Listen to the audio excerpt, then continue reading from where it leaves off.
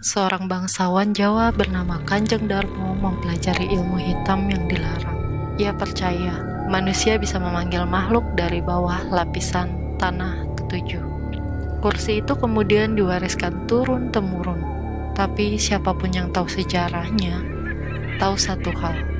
Jika kamu duduk di kursi itu dan kamu menyimpan dosa, maka tubuhmu tidak lagi menjadi miliknya.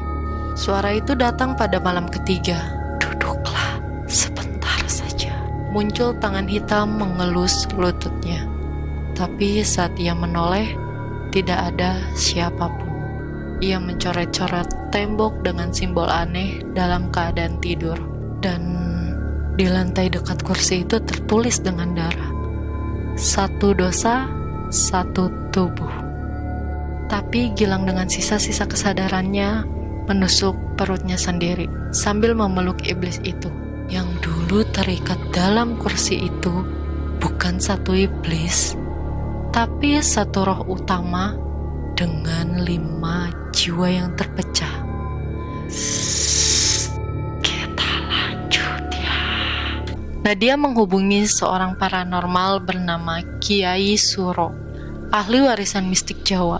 Setelah menyelidiki kursi itu, wajahnya langsung pucat. Yang dulu terikat dalam kursi itu bukan satu iblis, tapi satu roh utama dengan 5 jiwa yang terpecah. 5 cengkraman, 5 tumbal.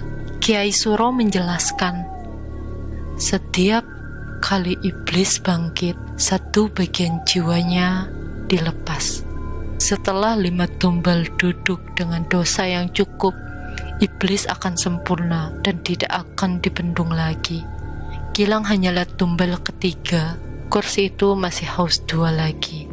Dan Nadia, kamu sudah ditandai. Beberapa hari kemudian, Nadia mulai melihat anak kecil berambut basah berkeliaran di rumah. Kadang sendiri berdiri di pojok kamar mandi, kadang duduk di depan TV mati. Selalu dengan mata hitam dan wajah yang tidak pernah jelas. Ketika Nadia menyalakan lampu, anak itu hilang. Tapi setiap kali ia berkaca, anak itu berdiri tepat di belakangnya. Anak itu tidak pernah bicara. Sampai suatu malam, ia menulis di cermin dengan jari berdarah. Ibu, duduklah denganku. Nadia sadar, bukan anak itu yang bicara, tapi bagian keempat dari iblis yang sedang menunggu kursi itu digunakan lagi. Untuk mencari petunjuk, Nadia mendatangi rumah sakit jiwa tua di Prambanan, tempat korban kedua pernah dirawat di sana. Lalu ia menemukan seorang pasien lama, wanita tua bernama Ibu Ayun yang pernah selamat dari kursi. Bu Ayun berbicara dengan kepala menunduk.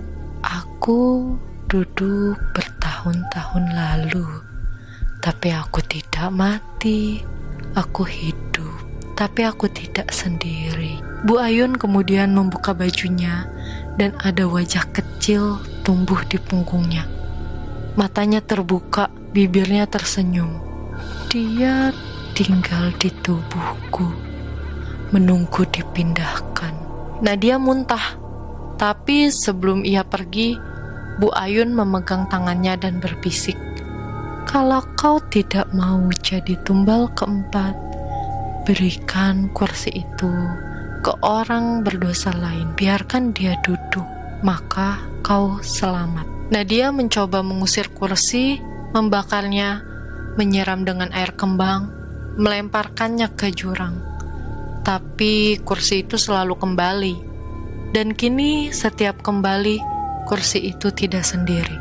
Ada tubuh lain yang duduk, samar, kabur, dan terus membentuk wujud manusia. Iblis mulai membangun bentuknya secara perlahan. Suara-suara mulai memenuhi rumah. Kau belum bebas. Kau sudah menyentuh kami. Kau sudah duduk. Nadia melihat rekaman CCTV rumahnya. Di sana, pada pukul 3 pagi, ia tidur sambil berjalan dan duduk duduk di kursi itu selama 7 menit sambil tersenyum. Tapi ia tidak ingat kalau ia melakukan hal itu. Nadia putus asa. Ia ingat Bu Ayun bilang, berikan pada orang berdosa. Lalu ia mencari orang dengan sejarah kelam dan bertemu dengan Pak Danar, mantan kepala sekolah yang terbukti pernah menyiksa murid secara fisik dan mental, namun lolos dari hukuman. Pak Danar diajak ke rumah dengan alasan menolong meneliti artefak kuno. Saat ia duduk di kursi, Nadia mengunci pintu. Tapi kursi tidak merespon. Tiba-tiba Pak Danar diri sambil berkata dengan suara berat, dosa orang ini bukan yang kami inginkan. Yang kami mau hanya kau. Kiai Suro muncul dengan cepat malam itu. Ia membawa wayang pusaka dan segel tanah leluhur. Ritual dimulai, tapi sudah terlambat. Iblis sudah menyatu dengan Nadia. Tumbal keempat telah lengkap. Satu langkah terakhir, kursi itu mencari tumbal kelima, dan kursi itu menghilang. 5 tahun kemudian, seorang anak bernama Yusuf tinggal di panti asuhan. Ia menemukan kursi tua di gudang bawah tanah. Ia duduk, tersenyum, lalu berkata, "Omnya Nadia bilang, aku yang terakhir ya." Dan kursi itu tertawa pelan. Pukul 3 pagi, langit merah darah. Di panti asuhan Tunas Iman. Suara tangisan terdengar dari kamar Yusuf. Para pengurus mendobrak pintu dan mendapati kamarnya kosong. Hanya menyisakan kursi tua. Tapi saat mereka mendekat, tembok kamar meledak ke dalam. Sebuah lorong hitam terbuka, bau busuk, dan ratusan suara bisikan memenuhi ruangan. Sudah lengkap, tubuhku sudah kembali. Di bawah tanah panti, terdengar suara daging ditarik. Dari lantai, muncul makhluk menjijikan. Tulang bersambung dari 5 jasad korban sebelumnya. Kulitnya berwarna abu gelap seperti terbakar. Matanya banyak, ada yang tumbuh di punggung, telapak tangan, dan bahkan ada di dalam mulut. Ia berbicara dengan 5 suara berbeda, serempak. Suara kelima, anak kecil. Kami sudah 5, kami sudah 1, dan sekarang dunia milik kami. Iblis ini disebut raga setan. Tubuh utama iblis tanah ke-7, pemangsa jiwa berdosa. Ternyata Nadia belum mati. Ia masih hidup dalam dimensi kecil yang ditahan oleh raga setan. Rohnya terkunci di dalam kursi sebagai saksi dan jembatan antar dunia. Namun, dalam terkungkungannya, Nadia belajar satu hal penting. Iblis ini kuat, tapi hanya bisa dihancurkan oleh seorang yang tidak berdosa dan memiliki hubungan langsung dengan kelima tumbal. Ia menyadari satu, Yusuf bukan korban, tapi anaknya Gilang. Yusuf ternyata anak hasil hubungan gelap Gilang di masa lalu. Ia tidak pernah diakui, dibuang ke panti, hidup dalam diam, dan akhirnya menjadi wadah sempurna untuk bagian terakhir iblis. Tapi Yusuf belum sepenuhnya hilang. Saat tubuh raga setan menjelma, Yusuf menangis di dalam.